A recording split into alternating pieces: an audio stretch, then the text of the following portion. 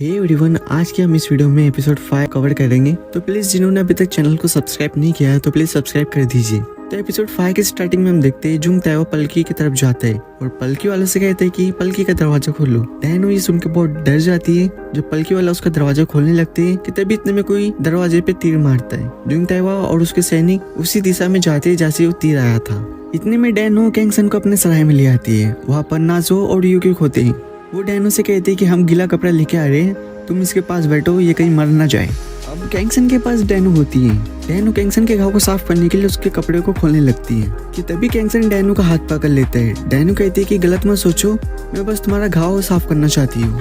लेकिन कैंगसन उसे अपनी तरफ खींच लेता है और वो उसका नाम लेता है, जिसे सुनकर डैनो पीछे हटने लगती है। बट कैंगसन उसे अपने और करीब लेता है और कहते हैं कि एक बार फिर तुम हो। और यह सीन थोड़ा सा रोमांटिक सा क्रिएट हो जाता है। दोनों एक दूसरे की तरफ प्यार भरी निगाहों से देखने लगते हैं। और फिर अगले सीन में हम देखते हैं कि जुंग यू और सियोल भी वहाँ आ जाते हैं। डैनो उनसे कहती है कि हमें डॉक्टर को बुलाना चाहिए, जिस पर सियोल कहते हैं कि डॉक्टर को आते देर लग जाएंगी, शायद मैं इसका इलाज कर सकता हूँ। फिर वो कुछ जड़ी बूटियां कैंगसन के घाव पे लगाता है और कहते हैं कि अब हमें सुबह तक का इंतजार करना होगा, देखते हैं क्या होता है। जुंग डैनो से पूछता है क्या हुआ, ये घायल कैसे हुआ। डैनो कहती है कि पता नहीं, मुझे ये सराय के बाहर बेहोश पड़ा मिला, तो मैं इसे उठाकर यहाँ ले आई और इससे ज्यादा मैं कुछ नहीं जानती। फिर सियोल कैंगसन की तलवार को देखता है और वो तलवार असली होती है, जिस पर वो कहते हैं कि कुछ तो ऐसा हो रहा है जिसकी वजह से कैंगसन को असली तलवार रखनी पड़ रही है। दूसरी तरफ जुंग ताओ सुंगिल को पकड़ा होता है और उससे कहता है कि जल्दी से बता दो वॉचमैन ने तुमसे क्या कहा है। सुंगिल उसे नहीं बताता है। फिर जुंग ताओ उसे खाई के पास लेके जाता है और उससे कहते हैं कि तुम मुझे बता दो वरना मैं तुम्हें यहाँ से गिरा दूंगा। जिस पर सुंगिल डर जाता है और उसे सब कुछ बता देता है कि वो कह रहा था कि डैनो को बता दो वो ली सियोल की तलाश करना बंद करे। बाद में जुंग ताओ सुंगिल को छोड़ देता है। फिर अगली सुबह हम देखते हैं कि कैंगसन को होश आ जाता है और उठने लगता है कि तभी वहाँ पे यूक्यूक आ जाता है और उसे लेटने का कहता है। कैंगसन कहते हैं कि डैनो कहाँ है, मुझे उससे कुछ बात करनी है। जिस पर वो कहते हैं कि कैंगसन को जुंग ताओ ने बुलाया था, तो वो उसी के पास गए, शायद कोई बात होगी। फिर वो एक दूसरे को देखते हैं। दूसरी तरफ जुंग ताओ डैनो को कहते हैं कि तुम्हारा काम कहाँ तक पहुंचा ली सियोल को ढूंढने का। जिस पर डैनो कहती है कि मैं बहुत जल्दी उसे ढूंढ लूंगी। जुंग ताओ कहते हैं कि क्या तुम चौकीदार को जानती हो। इस पर डैनो थोड़ा सोचती है, फिर कहती है कि हाँ मैं उसे जानती हूँ, वो ली सियोल की रक्षा करता है। जुंग ताओ कहता है कि हाँ ऐसा ही है, लेकिन वो लोगों को भी मारता है, मैं गिनती नहीं कर सकता, वो इतने लोगों को मार चुका है, इसलिए तुम्हें केयरफुल रहने की जरूरत है, वो तुम्हें भी मार सकता है। जुंग ताओ कहते हैं कि जब तुम्हें चौकीदार दिखे तो तुम मुझे बता देना। जिस पर डैनो कहती है कि इससे मेरा क्या फायदा। जिस पर जुंग ताओ कहते हैं कि मैं तुम्हारा कर्ज माफ कर दूंगा, मतलब मैं तुम्हारा सराय नहीं लूंगा। साथ में वो कहते हैं कि अगर हम चौकीदार को पकड़ लेंगे तो ली सियोल खुद ब खुद बाहर आ जाएगा। अगली सीन में हम देखते हैं कि सियोल गेस्ट हाउस के बैक साइड में जाता है, जहाँ वो लड़की रही थी जिसका नाम होंग जू है। वो रूम के बाहर बैठकर उस लड़की से बात कर रहा होता है। वो कहते हैं कि तुम्हें बाहर आना चाहिए, देखो कितना खूबसूरत सा चांद खिला है।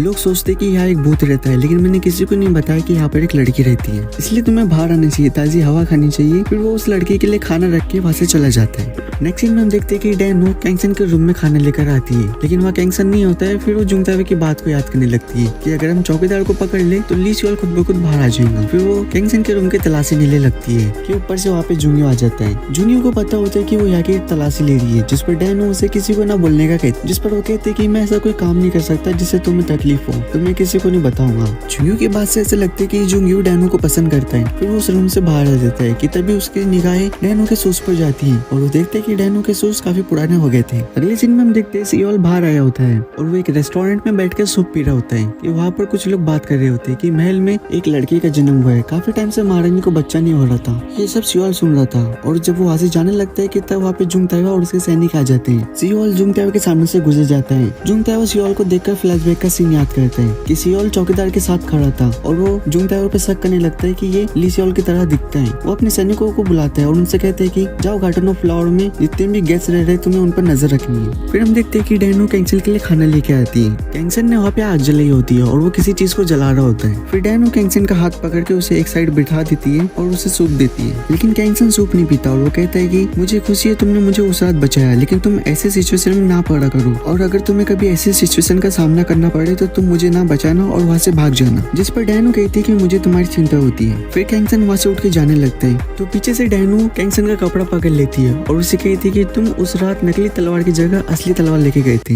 जरूर कोई बात है तुम मुझे बता सकते हो। लेकिन कैंगसन कहते हैं कि तुम्हें इन सब चीजों से दूर रहना चाहिए और फिर वहाँ से वो चला चला जाता है। फिर डैनू उस आग वाली जगह पे जाती है जहाँ पे कैंगसन ने कुछ जलाया था कि तभी वहाँ पे उस तीर को देखती है जिससे कैंगसन घायल हुआ था। अगली सीन में हम देखते हैं यूको नाजो के पास बैठा होता है और उससे अपनी फीलिंग का इजहार कर रहा होता है। वो कहते हैं कि तुम्हारे लिए मेरी फीलिंग्स इस चांद की चमक की जैसी है जो दिन ब दिन बढ़ती जा रही है, जिस पर नाजो भी शर्मा जाती है। फिर हम देखते हैं कि जुंग ताइवा ली चैंग के पास आया होता है और उससे कहते हैं कि मुझे किसी ने कहा था ली सियोल को पकड़ कर लाना है, आप मुझे उसे मारने की इजाजत दे दे, जिस पर ली चैंग उसे मारने की इजाजत दे देता है। जब जुंग ताइवा वहाँ से वापस आ रहा होता है तो तब उसे वो सैनिक मिलता है जिसे जुंग ताइवा ने उन मेहमानों पर नजर रखने का बोला था। वो सैनिक जुंग ताइवा से कहते हैं कि मुझे ली सियोल के बारे में कुछ पता चल रहा है। अगली सीन में हम देखते हैं कि कैंगसन बाहर जा रहा होता है जिस पर डैनू उसका पीछा करने लगती है, जिसे सियोल और जुंगयू भी देख रहे होते हैं कि डैनू कैंगसन का पीछा कर रही है। सियोल कहते हैं कि शायद डैनू कैंगसन के लिए फीलिंग्स रखती है, जिस पर जुंगयू उसे डांट देता है और उसे अपना काम करने का कहते हैं। जुंगयू की डांट से ऐसा लग रहा था कि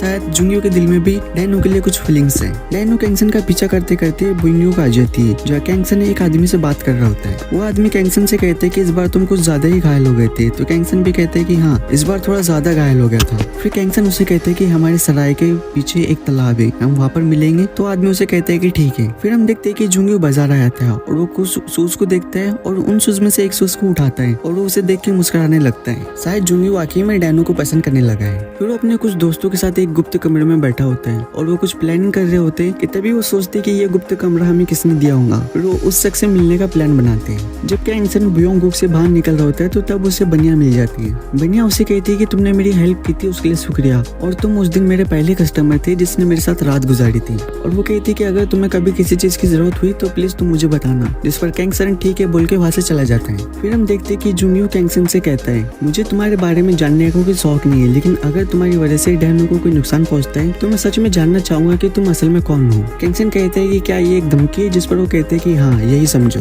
अगला सीन काफी फनी और रोमांटिक है जिसमें हम देखते हैं कि कैंगसन अपने कपड़े उतारने की कोशिश कर रहा होता है कि तभी वहाँ पे डैनू आ जाती है। तो कैंगसन अपने कपड़ों को फौरन ऊपर कर लेता है। जब वो मेडिसिन रख रही होती है तो कैंगसन को वो अपने कपड़ों के साथ कुश्ती करते हुए देखती है, जिस पर वो हंस पड़ती है और यहाँ कैंगसन उसे गुस्से से देखता है और उसे मदद करने का कहता है। फिर डैनू उसके कपड़े उतारने में उसकी मदद करती है और उसके घाव पे मरहम लगा रही होती है। फिर उसे कहती है क्या तुम मुझे एक बार बता सकते हो कि ये घाव तुम्हें कैसे लगा है, जिस पर कैंगसन कहता है कि तुम सिर्फ मेडिसिन लगाओ, जिस पर डैनू को काफी गुस्सा आता है और जोर जोर से घाव पे मरहम लगाने लगती है। और यहाँ कैंगसन को काफी दर्द होता है और वो गुस्से से उसकी तरफ देखता है। तब कैंगसन की बॉडी से सारे कपड़े हट जाते हैं, जिसे देखकर डैनू अपने आंखों पे हाथ रख देती है और कैंगसन फौरन से अपने कपड़ों को ठीक कर लेता है। जब वो उसकी मेडिसिन लगा के पूरी हो जाती है तो वो फौरन से रूम के बाहर आ जाती है और वो एक लंबी सी सांस लेती है और काफी गर्मी फील करती है। फिर डैनू होंगजू के पास खाना लेके आती है। होंगजू कहती है कि मैंने नाजू से सुना है कि गार्डन ऑफ फ्लावर काफी खतरे में है और तुम इसे बचाने के लिए काफी कोशिश कर रही हो। होंगजू कहती है कि तुम ऐसा ना करो, मैं खुद जुंग ताइवा के पास जाके उसे बता दूंगी कि मैं जिंदा हूँ। इस पर डैनू कहती है कि हमने तुम्हें बचाने के लिए काफी कोशिश और मेहनत की है, तुम ऐसी हमारी मेहनत को जाया नहीं कर सकती।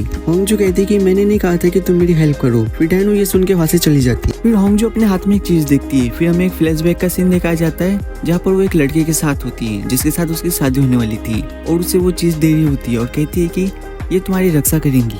इसके बाद वो उस खाने को देखती है जो सियोल लेकर आया था। फिर वो उस खाने को बाहर फेंक देती है। इसके बाद हम देखते हैं सियोल मॉम के साथ है और वो दोनों किसी आदमी से मिलते हैं और उसे पैसे देते हैं। सियोल उससे कहते हैं कि जहाज कब तक तैयार है, जिस पर वो आदमी कहते हैं कि मुझे दुगना पैसा चाहिए, जिस पर सियोल कहते हैं कि तुम्हें मिल जाएगा, बस तुम जहाज को तैयार करो। अब सियोल यहाँ से भागने वाला है। सियोल को देखकर यही लगता है कि वही ली सियोल है, लेकिन अभी कुछ कहा नहीं जा सकता। अगले सीन में हम देखते हैं जुंगयू और उसके दोस्त एक लड़की से मिलते हैं जो कि पलकी में बैठी है और उसे उसी आदमी ने भेजा है जिसने उनको गुप्त कमरा दिया है। वो लड़की पलकी से अपना हाथ बाहर निकालती है और उनको एक बॉक्स देती है, जिस पर वो कहती है कि क्या हम तुम्हारा नाम जान सकते हैं, जिस पर वो लड़की उन्हें मना कर देती है। बाद में हमें दिखाया जाता है कि वो लड़की कोई और नहीं बल्कि हुआरेंग होती है और उसे सिन वॉन हू ने भेजा था ताकि वो जुंगयून और उसके दोस्त को वो बॉक्स दे, लेकिन ये पता नहीं चलता कि उस बॉक्स में क्या है और उन्हें क्यों दिया है। इसके बाद हम देखते हैं कि जुंगयून किसी के लिए जूता खरीद रहा होता है, शायद वो डैनू के लिए ही खरीद रहा होता है। फिर हम देखते हैं कि जुंग ताइवा और उसके सैनिक बुयोंगुक आ जाते हैं और वहाँ सियोल को देखते हैं। सियोल उनको देख के भागने की कोशिश करता है, लेकिन उन्हें एक सैनिक पकड़ लेता है। फिर हम देखते हैं कि सियोल बंधा हुआ है। जुंग ताइवा कह रहा होता है कि इसको देख के चौकीदार को बाहर आना ही होगा। जुंग ताइवा को लगता है कि चौकीदार इसके साथ ही रह रहा है। दूसरी तरफ हम देखते हैं डैनू को, जो कि बुयोंगुक आई होती है और वो देखती है कि सारा सामान बिखरा हुआ है। तो वो एक औरत से पूछती है कि यहाँ पर क्या हुआ है, जिस पर वो बताती है कि जुंग ताइवा और उसके सैनिक आए थे और वो किसी आदमी को गिरफ्तार करके ले गए हैं। फिर वो उसी जगह पहुंच जाती है जहाँ पर सियोल बंधा हुआ था। वो वहाँ चुपकर से देखती है कि अंदर बहुत सारे सैनिक है। वो समझती है कि शायद कैंगसन पकड़ा गया, लेकिन वो फिर देखती है कि वहाँ कोई और नहीं बल्कि सियोल होता है और उसे बंदी बनाया गया है। और वो देखती है कि जुंग ताइवा ने उस पर तलवार तानी है और उससे पूछ रहा है कि तुम कौन हो और तुम्हारा नाम क्या है। और फिर इसी मिस्ट्री के साथ हमारा एपिसोड 5 यहाँ पर एंड हो जाता है। अब नेक्स्ट एपिसोड जल्दी हम अपलोड करेंगे, तो प्लीज आप इस वीडियो को लाइक और शेयर करके सब्सक्राइब करना ना भूलें। मिलते हैं आपसे नेक्स्ट वीडियो में।